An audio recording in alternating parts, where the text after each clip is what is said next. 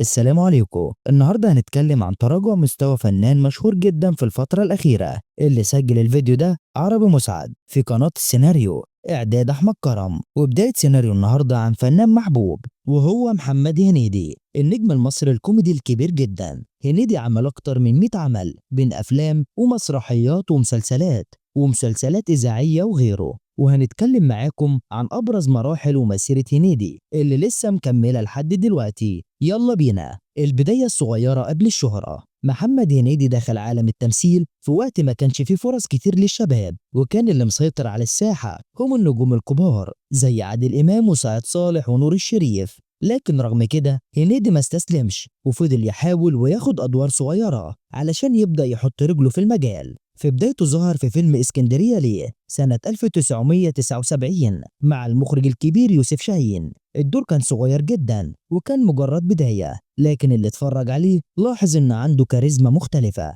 حتى في المساحة الضيقة اللي اتحرك فيها. كمان شارك في مسرحية عصفور ودبور، لكن برضه كان دوره صغير رغم ان المسرح كان فرصة مهمة لأي ممثل شاب في الوقت ده. بعدها استمر هنيدي يقدم أدوار ثانوية زي ظهوره في فيلم بخيت وعديلة سنة 1995 مع عادل إمام. الفيلم ده كان بداية تعاون مع نجم كبير، وكان فرصة لهنيدي يظهر قدام جمهور واسع رغم إن دوره كان بسيط. نقطة التحول مع إسماعيلية رايح جاي سنة 1997 كانت سنة الحظ لهنيدي لما جه دور البطولة في فيلم إسماعيلية رايح جاي. الفيلم ده كان نقلة نوعية في حياته الفنية وفتح له باب النجومية على مصراعيه. كان بيتكلم عن جيل الشباب اللي بيحاول يحقق أحلامه وسط تحديات كبيرة. الفيلم ده ضرب في السوق وحقق إيرادات قياسية وقتها. ابتدى الناس تحب هنيدي بشكل كبير. الجمهور كان شايف نفسه في الشخصية اللي لعبها واللي بتعبر عن مشاكل وطموحات جيل التسعينات. بعد الفيلم ده محمد هنيدي بقى نجم الصف الأول في الكوميديا المصرية.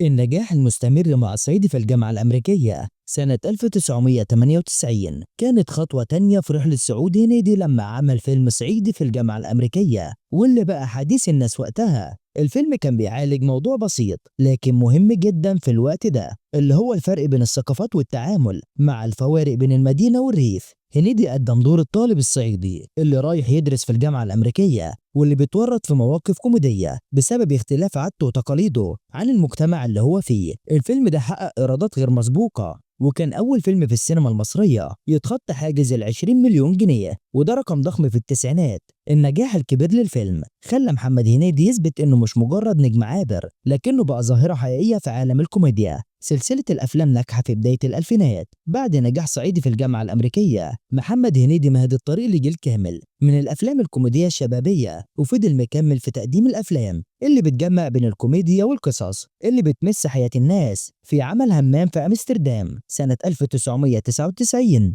الفيلم كان بيتكلم عن حلم الشاب المصري في السفر للخارج والبحث عن فرص أفضل، وبرضه حقق نجاح كبير جدا ولسه الناس بتشوفه لحد دلوقتي. بعد همام في أمستردام عمل فيلم جاءنا البيان التالي سنة 2001 واللي كان فيلم كوميدي ساخر بيناقش فكرة الإعلام والإعلاميين بطريقة ساخرة وجديدة. في الوقت ده الأفلام دي كانت علامة مميزة في السينما المصرية في فترة الألفينات، وهنيدي كان بيواصل فيها تقديم أداء مميز وناجح لحد ما بقى واحد من أهم وأعلى الممثلين أجرا في مصر. التراجع النسبي في منتصف الألفينات. في بداية ومنتصف الألفينات محمد هنيدي كان لسه محافظ على مكانته كنجم شباك، لكن بدأ يظهر نوع من التراجع في مستوى بعض أفلامه اللي كان فيها تكرار في الأفكار والشخصيات، زي فيلم يا أنا يا خالتي سنة 2005. الفيلم ده كان لسه ناجح في السينما لكن الجمهور بدأ يحس إن هنيدي محتاج لتجديد علشان يحافظ على مكانته. التراجع ده كان سبب اعتماد على نفس النوع من الكوميديا واللي كان بيقدمه في أفلامه الأولى بدون تقديم جديد أو تغيير في الأدوار اللي بيعملها، رغم إن الناس كانت بتحبه إلا إنهم بدأوا يحسوا إنه بيقدم نفس الشخصية في كل مرة. ولكن هنيدي ما استسلمش ورجع بسرعة الصاروخ. محاولة العودة مع عندليب الدقي ورمضان مبروك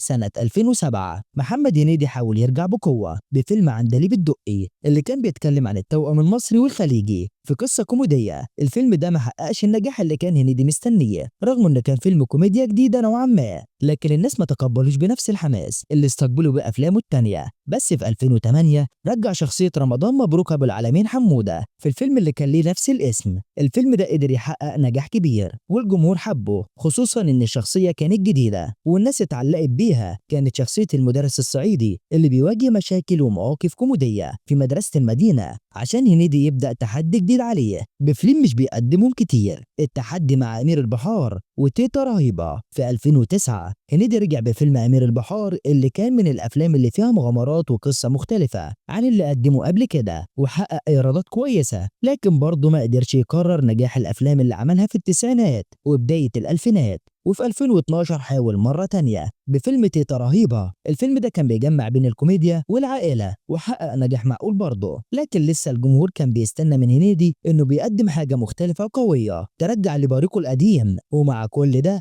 هنيدي جرب الدراما والمسلسلات. العودة القوية للدراما التلفزيونية في الوقت اللي السينما ما كانتش موفقة ليه بشكل كبير. في الفترة دي هنيدي قرر يرجع للدراما التلفزيونية وده كان اختيار موفق جدا. عمل مسلسل ميسيو رمضان مبروك أبو العالمين حمودة سنة 2011، والمسلسل ده كان ناجح جدا وقت عرضه على التلفزيون المصري، والجمهور اتفاعل معاه بشكل كبير لأن الشخصية كانت قريبة من الناس وقدرت توصل لقلوبهم عن طريق التلفزيون. محمد هنيدي بقى استغل النجاح ده علشان يوازن بين السينما والتلفزيون في الوقت ده عشان يدخل هنيدي في فترة اختفاء وسط أعمال ما جابتش اهتمام كبير زي فيلم يوم ملوش لازمة وفيلم عنتر ابن شداد. ولكن هنيدي يرجع لنا في 2021 بفيلم جديد اسمه الإنس والنمس. الظهور الجديد مع الإنس والنمس في 2021 محمد هنيدي رجع مرة تانية بقوة للسينما بفيلم الإنس والنمس اللي كان فيه مزيج بين الكوميديا والرعب بطريقة جديدة. الفيلم حقق إيرادات كبيرة ونجح بشكل ملحوظ، وهنيدي قدم فيه دور مختلف عن اللي قدمه قبل كده، كان فيه فانتازيا ورعب